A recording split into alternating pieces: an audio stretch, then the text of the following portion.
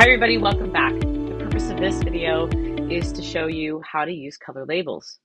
In Adobe Lightroom, color labels help you organize and categorize your photos visually.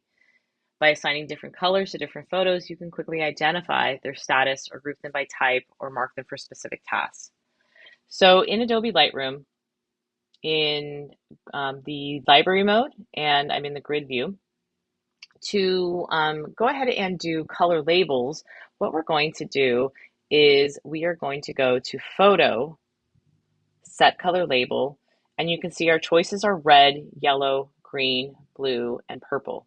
In addition, notice that there's a number, so you can either do it this way, which is a little slower, or on the keyboard you can press 6, 7, 8, or 9. If you want to get to purple, you're going to have to do it this way.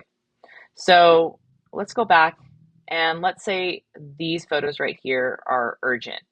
I have to work on these right away for the client. I'm going to make an Instagram ad.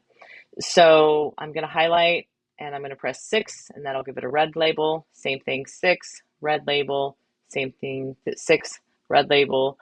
Let's say these series right here are going to be the next ones I'm going to make. So maybe that's a work in progress. So I'll give this one a 7, 7, 7, 7, and let's say these images down here, these are ready to go and they're ready to get printed. So I might give this one a number 8 and that's ready to go. So as you can see, color labels again, you can choose how you want to work with them, but they're a really great way to additionally help with your organization. And